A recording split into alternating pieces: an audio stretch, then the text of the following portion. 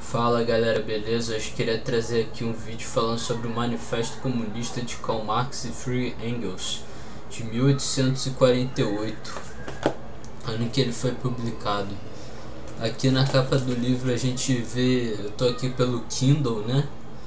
A gente vê o Lenin, Vladimir Lenin, que foi o homem que colocou em prática a União Soviética, que para alguns é uma maravilha, e para outros é a pior coisa que aconteceu no mundo, que acabou com os valores tradicionais e acabou com e destruiu o Ocidente. E a gente vai debater um pouco aqui, conversar um pouco aqui sobre o que eu achei do Manifesto Comunista. O Manifesto Comunista, né, falava muito sobre os burgueses e os proletários. Quem são a burguesia? Como surgiu a burguesia? A burguesia surgiu nos burgos, que eram cidades na Idade Média, onde os comerciantes, que viriam a ser os burgueses, vendiam seus produtos para os viajantes que passavam pelas cidades. Assim que surgiram os burgueses, acabando assim com o poder do senhor feudal, porque o senhor feudal ele tinha sua terra, na qual ele mantinha uma produção de hierarquia, até que veio os burgueses, que desestabilizaram o senhor feudal e todo aquele sistema de uma escravidão mais branda, vamos dizer assim, sendo que não existe escravidão branda, mas eles tinham benefícios, né? Os camponeses que trabalhavam para os senhores feudais tinham benefícios, porém eles eram explorados. Eles tinham que dar parte de sua produção, uma parcela da sua produção para o senhor feudal. E assim surgiu a burguesia, acabando com o senhor feudal. Hoje em dia ainda existem os sistemas feudais ainda existe, para ver como o mundo ainda não se modernizou totalmente. Principalmente no Brasil, o mundo está obsoleto. Obsoleto é ultrapassado, né? E vamos analisar o Manifesto Comunista, que o contrário dos burgueses seria um proletariado, que era a classe de operários que trabalhavam por horas. Lembrando que a Revolução Industrial ocorreu na Inglaterra, e lá que os burgueses, donos das fábricas, exploravam os operários. Para vocês terem uma noção, os operários comiam uma batata ou duas como refeição, e ainda comiam a casca da batata, porque era rica em nutrientes, para não passar fome, não morrer de fome. E crianças trabalhavam em fábricas. Então isso, o Karl Marx e o Engels fizeram esse manifesto que eles escreveram e mandaram para o jornal. Eles foram presos, mas eles escreveram esse manifesto. E o Karl Marx morreu na Inglaterra, e ele era alemão, de origem alemã.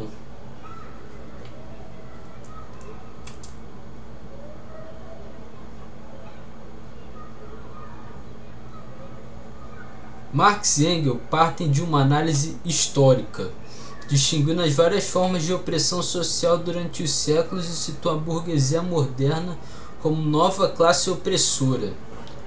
Não deixam, porém, de citar o seu grande papel revolucionário, tendo destruído o poder monárquico e religioso, valorizando a liberdade econômica extremamente competitiva e um aspecto monetário frio em detrimento das relações pessoais e sociais, assim tratando o operário como uma simples peça de trabalho.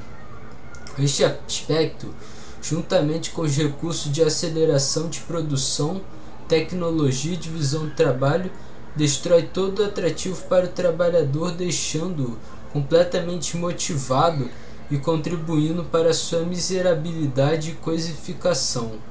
Ou seja, a hierarquia era tão desigual que o proletariado eram vistos como coisas. Eles deixavam de ser humanos, porque eles não tinham direitos. Além disso, analisa o desenvolvimento de novas necessidades tecnológicas na indústria e de novas necessidades de consumo impostas ao mercado consumidor.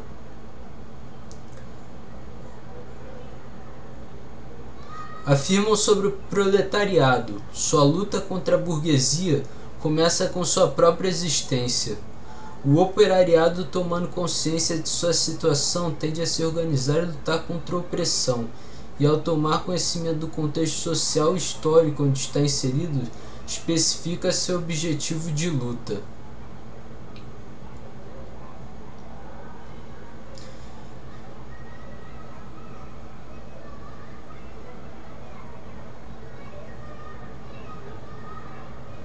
Proletário de todo mundo, univos. Essa é uma frase muito marcante no Manifesto Comunista, né? Como a gente pode dizer.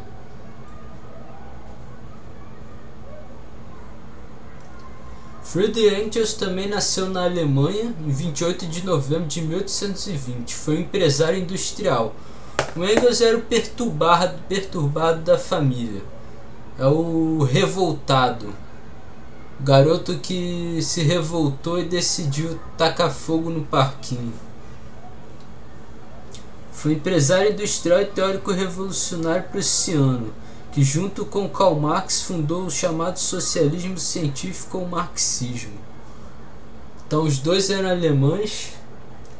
A diferença é que Karl Marx não era filho de industrial, de empresário, e o Engels era.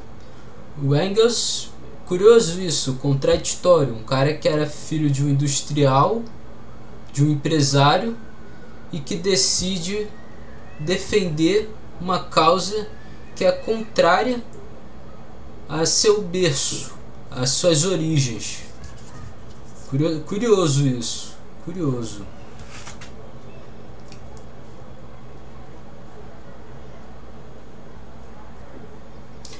Uma outra frase muito marcante, né, no Manifesto Comunista aqui: a história da humanidade e a história das lutas de classe. Isso é uma frase muito interessante, independente de se você é de direita, esquerda, de extrema direita, extrema esquerda. Essa frase faz sentido, porque na história da sociedade, da humanidade, a gente sempre teve um conflito entre uma hierarquia onde o que estava superior, acima, mandava no de baixo, e o de baixo se revoltava e tentava alcançar o que estava em cima. Isso daí é bem interessante. Essa frase, então: a história da humanidade e a história das lutas de classes.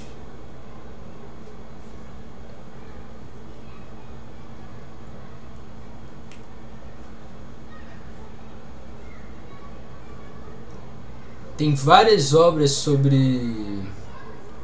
Tem o Estado e a Revolução, do Vladimir Lenin. Não li ainda, pretendo ler. Tem Deus e o Estado, de Mikhail Bakunin. O Bakunin era um camarada mais anarquista, de uma outra vertente da esquerda. Ele não era marxista nem socialista, ele era anarquista. E qual é a diferença entre o marxista pro anarquista? Que o marxista socialista, ele vê que tem que ter um estado do proletariado, uma ditadura do proletariado. Ou seja, os trabalhadores têm que extinguir, têm que acabar com os burgueses, os donos das fábricas, os chefes das empresas, os empresários, têm que deixar de existir e a classe proletária dos trabalhadores assumirem e tomarem conta do jogo político, fazendo assim um estado do proletariado, dos trabalhadores. O que é o oposto do anarquismo do Bakunin. Tinha Proudhon também, Bakunin. O Bakunin não era o único anarquista, tinham vários outros que eu não recordo agora, mas agora eu só recordo do Proudhon e do Bakunin, né? Mas o Bakunin, no anarquismo, eles pregam o fim do Estado.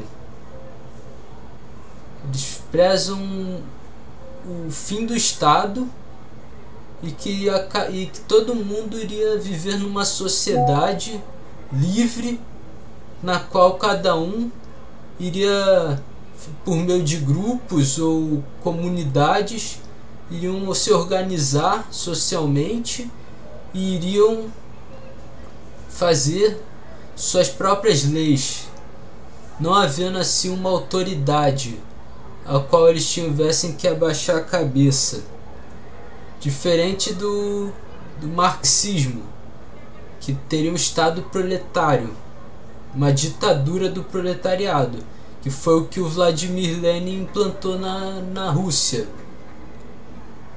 Na Rússia, o Vladimir Lenin, junto com Stalin e Trotsky, fizeram a revolução, e por meio da revolução eles acabaram com a burguesia, acabaram com o czar, com a monarquia, e estruturaram uma ditadura do proletariado. Alguns dizem até que isso não adiantou muito, porque veio o Stalin, que era um camarada totalmente autoritário, totalitário. Para alguns não, para outros sim, depende do historiador. Mas o que a gente vê, que a gente ensina, o que ensinam pra gente, o que a gente aprende é que o Stalin deu um golpe, porque o Stalin era um camarada que cuidava da parte burocrata, ele ficava na burocracia, e ele fez uma revolução sem pegar em arma. Ele tomou o poder sem pegar em arma, apenas pelo lado burocrático, exonerando, tirando pessoas que não estavam de acordo com sua linha de raciocínio ou que se botavam no seu caminho. Ele tirava a pessoa da lista, o nome da pessoa da lista, e colocava pessoas que tivessem o mesmo interesse a ele e que estivessem ligados a ele. E assim ele conseguiu virar o pai da Rússia, como ele era chamado, o pai, o grande camarada.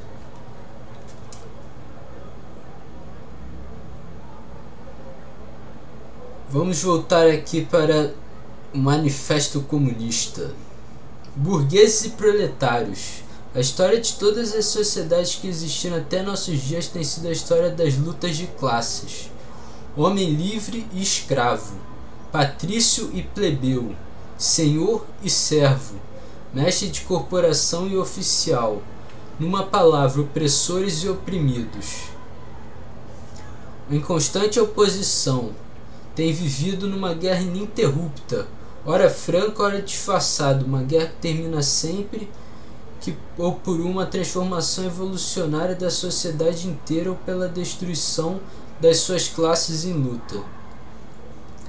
Nas primeiras épocas históricas, verificamos quase por toda parte uma completa divisão da sociedade em classes distintas, uma escala graduada de condições sociais. Na Roma antiga encontramos patrícios, cavaleiros, plebeus e escravos. Na Idade Média, senhores feudais, como eu falei no início do vídeo, vassalos, que eram quem serviam os senhores feudais, que entregavam uma parcela da produção para os senhores feudais, mestres, oficiais e servos. Em cada uma destas classes, gradações especiais. A sociedade burguesa moderna, que brotou das ruínas da sociedade feudal, não aboliu os antagonismos de classes, não fez senão substituir velhas classes, velhas condições de opressão, velhas formas de luta por outras novas.